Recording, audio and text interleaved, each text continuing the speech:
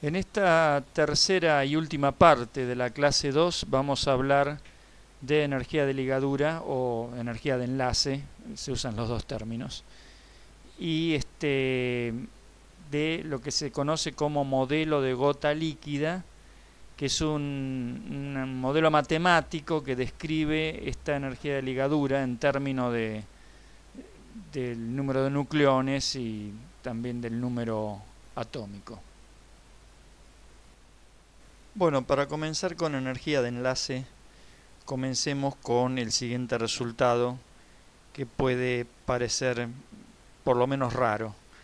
La masa del carbono 12, si se mide la masa del carbono 12, que es un carbono que tiene 6 protones y 6 neutrones, el resultado es esto. O sea, son 11.177,9 megaelectronvoltios. Ese es el valor medido. Pero si uno en vez de medirlo lo calcula a través de las energías de cada uno de los protones y cada uno de los neutrones, entonces la cuenta es fácil porque son 6 protones, cada protón tiene esta energía, más 6 neutrones, cada neutrón tiene esta energía.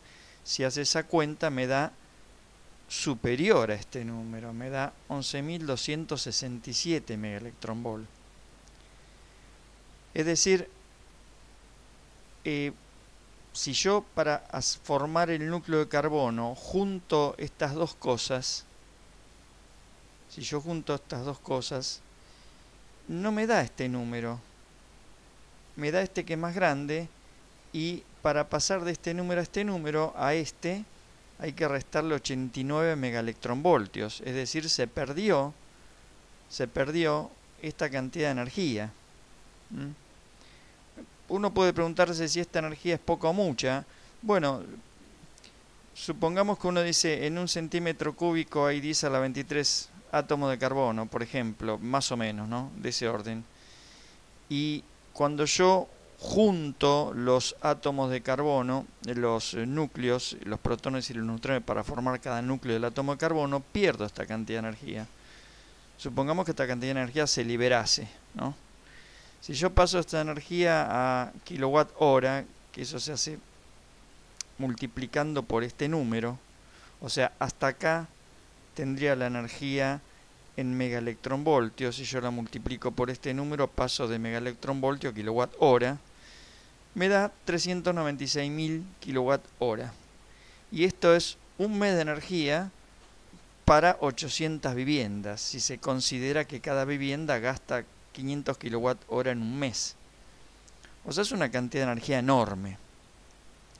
La pregunta que uno se puede hacer es ¿en qué se transforma esta energía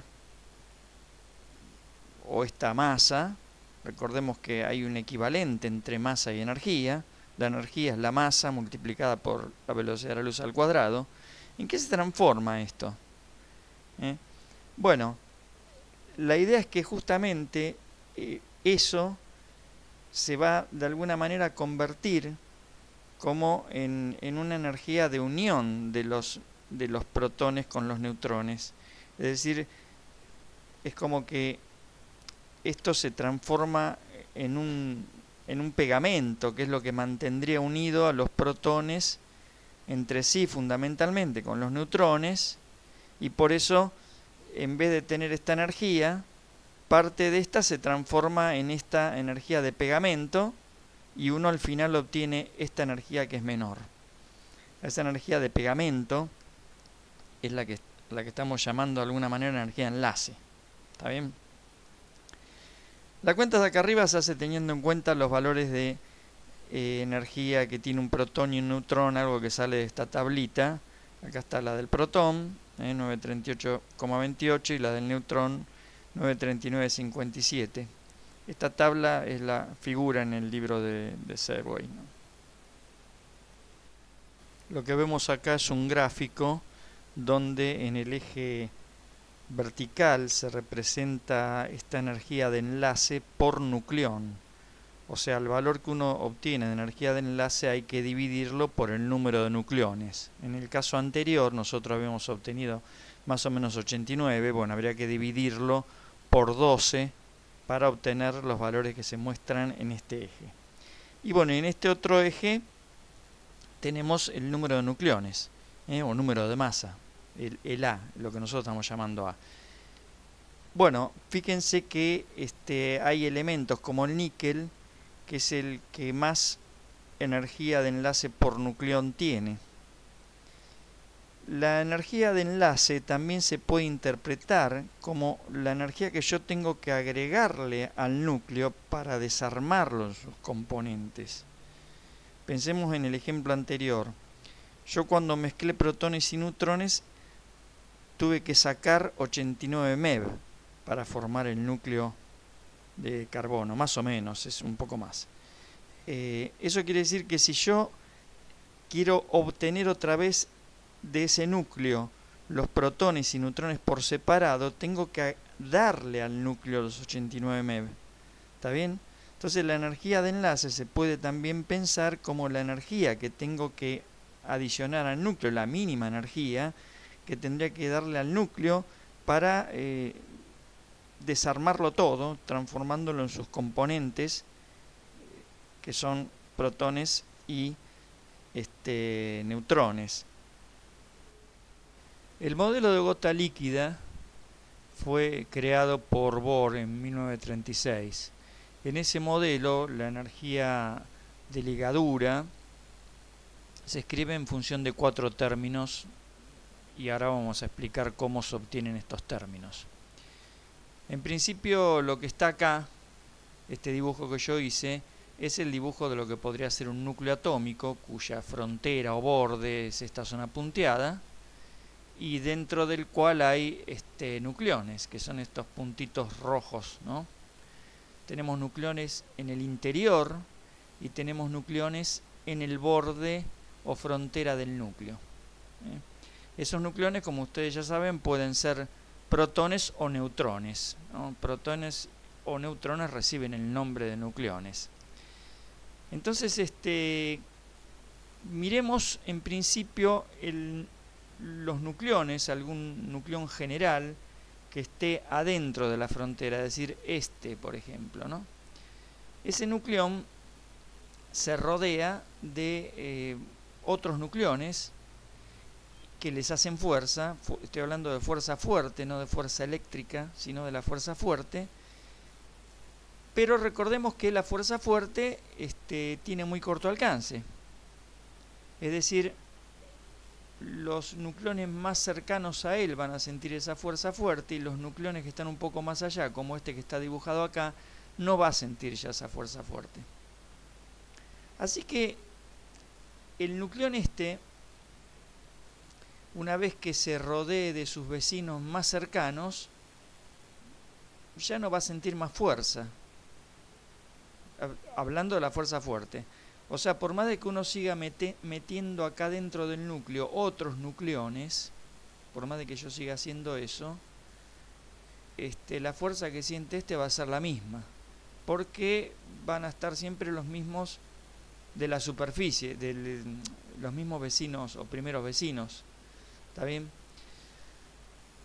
Entonces se dice en ese caso que como la fuerza fuerte depende de los primeros vecinos, una vez que uno tiene ya la máxima cantidad de primeros vecinos, esa fuerza se satura, ya no puede aparecer más fuerza. Entonces, claro, la energía por nucleón, que es de la cual es responsable esa fuerza, también se satura, es decir, alcanza un valor más o menos constante, a eso me estoy refiriendo. Alcanza un valor constante. Uno puede comprobar de que esto efectivamente es así. Si ustedes miran el gráfico que tienen en las diapositivas anteriores, donde está la energía de ligadura en el eje vertical, la energía de ligadura por nucleón, y en el eje horizontal tienen la cantidad de nucleones. Ahí pueden ver que si, por ejemplo, el número de nucleones es 50 o más grande, la energía por nucleón, de la cual de esa energía son responsables estos primeros vecinos, la energía por nucleón no cambia, por lo que dijimos antes, porque algo que no sea primer vecino, como puede ser este nucleón, no participa del juego porque no se siente atraído por porque está un poco más lejos. Entonces, quiere decir que la energía por nucleón va a ser una constante, que es lo que yo puse acá. Entonces ahora la energía total se puede escribir como la energía por nucleón multiplicada por el número de nucleones. Entonces, esa energía de ligadura se podrá escribir como una constante, que es la energía por nucleón. En el caso de la figura que ustedes tienen ahí en el gráfico que les mencioné recién, cuando se supera el número de nucleones 50, esa energía por nucleón anda más o menos en 7,5 megaelectronvolt. Así que este primer término de energía de ligadura se puede escribir como una constante que va a llamarse 1 por el número de nucleones. Bueno, claro, en este término que escribimos recién, este A es el número total de nucleones. O sea que involucra, este A involucra los que están acá en la superficie. Pero los que están en la superficie tienen un problema, que en ellos la energía no está saturada porque ellos no se pueden rodear por la máxima cantidad de vecinos. En este caso fíjense que se rodean por la mitad de esa cantidad, porque los otros vecinos están fuera del núcleo, estarían acá, tendrían que estar acá en todo caso, pero acá no hay núcleo. ¿Está bien? Entonces, claro, a este término que mencioné antes, le tengo que restar algo. Le tengo que restar algo que es proporcional a los nucleones que van a estar en la superficie. Pero entonces uno se puede preguntar de qué depende el número de nucleones que está justamente en la superficie, que es lo que vamos a analizar ahora en la próxima diapositiva. Vamos entonces a escribir cómo es la cantidad de nucleones que está en la superficie de lo que constituye la frontera del núcleo. Bueno, esa cantidad de nucleones va a ser proporcional, este símbolo significa proporcional, a el valor de la superficie. Si la superficie es más grande, obviamente van a caber más nucleones. Pero claro, la superficie de una esfera es 4pi por r cuadrado. Y habíamos visto casi al principio que el radio del núcleo se puede escribir así, como una constante que vale 1,2 Fermis por la raíz cúbica del número de nucleones. Entonces acá en vez de r cuadrado voy a reemplazar por eso y me va a quedar así. Es decir que al final me va a quedar toda esta constante multiplicado por a elevado a la 2/3. Entonces el número de nucleones en la superficie es proporcional a esto. O sea, yo lo puedo escribir como una constante que va a llamarse 2 multiplicada por a la 2/3. Y el valor negativo es por lo que comenté en la diapositiva anterior, ¿no? Que tenía que restar a E1 una cantidad que es esta. Bueno, entonces eso origina este segundo término que se llama término de superficie. Y después hay otro término más que está relacionado con la repulsión coulombiana. Claro, si uno piensa en los protones, dentro del núcleo tengo z protones, ¿no es cierto? Porque z es el número atómico. Esos protones se repelen entre sí por fuerza eléctrica. Los neutrones obviamente no, porque no están cargados, tienen carga cero. Y entre neutrones y protones tampoco hay fuerza eléctrica, porque, vuelvo a repetir, el neutrón no está cargado, entonces no siente la fuerza eléctrica debido a la carga del protón. Entonces lo que voy a comentar ahora vale solamente para protones. Bueno, si yo tengo que juntar a todos los protones dentro del núcleo, para eso tengo que hacer una fuerza, ¿no?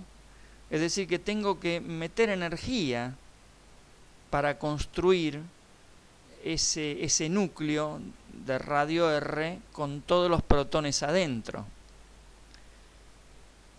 Bien, en electricidad hemos demostrado que para construir una esfera de radio R uniformemente cargada, la energía que uno tiene que hacer o que invertir para hacer eso es este valor que está acá. Es una constante por el cuadrado de la carga sobre el radio de la esfera. Bueno, el radio de la esfera ya vimos que es proporcional a la raíz cúbica del número de nucleones. Por esto que está acá, ¿no? El radio es igual a una constante por la raíz cúbica del número de nucleones. Y por otro lado, la carga de esa esfera, si tengo z protones, la carga va a ser E multiplicado por Z, porque E es la carga del protón, que es la misma que la carga del electrón, nada más que con signo positivo. Entonces esa E me va a quedar al final que Q cuadrado va a ser E cuadrado por Z cuadrado. Bueno, esa E cuadrado la puedo meter acá en la constante. Así que puedo escribir esto de esta otra manera. Y bueno, si uno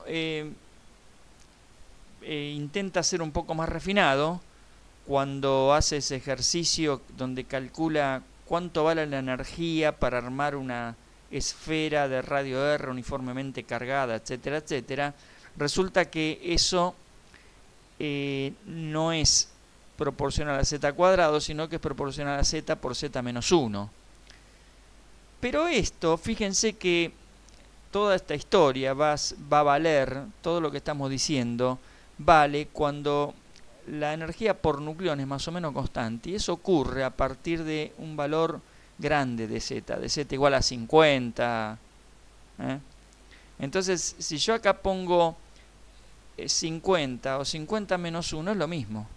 O sea que este menos 1 lo podría despreciar y me quedaría z cuadrado, que es esto que está acá. Bueno, yo podría dejar esto, que es como aparece en el libro, y acá poner una constante, y después con los experimentos ver cuánto me tiene que dar esta constante para que el otro término de energía se escriba ahora de esta manera. ¿Está bien? Entonces, este es el siguiente término de energía, que se llama término de repulsión coulombiana. Y faltaría mencionar el último término, cómo se calcula o con qué tiene que ver eso. Bueno, vamos a dar, en cuanto a ese término, vamos a dar una explicación muy, pero ultra breve, porque no es fácil explicar en detalle a qué se debe eso. Pero lo que se observa es que cuando el número de protones es igual al número de neutrones, resulta que la energía de ligadura baja. Entonces ese término se coloca así, de esta forma. Fíjense que si el número de neutrones es igual al de protones, esto se hace 0. Ese término también va restando, como se ve acá. Esto se hace 0. Y la energía de ligadura aumenta porque hay un término que resta, que desaparece. Entonces todo esto aumenta. Y para los núcleos donde N y Z son distintos, bueno, ahí la energía de ligadura vuelve a bajar. Entonces este término lo vamos a escribir de esta manera. No vamos a dar mayores explicaciones. Y vamos a decir por último que una vez que uno escribe así la energía de ligadura, propone esto. Después hace experimentos a ver cuán cierto puede ser esto, cuán ajustado a la realidad puede estar, y encuentra que los valores de estas constantes, C1, C2, C3 y C4, que son los que figuran acá, y todo esto anda dentro de todo bastante bien, inclusive para núcleos con un número de nucleones mayores de 15. Inclusive para esos la cosa anda bastante bien, y para los núcleos con menor cantidad de nucleones, bueno, no anda tan bien este modelo. Después este modelo tuvo otras modificaciones, se agregaron otras cosas y se mejoró, pero nosotros vamos a trabajar con este modelo que para nuestros propósitos los resultados que sacamos nos van a alcanzar y sobrar.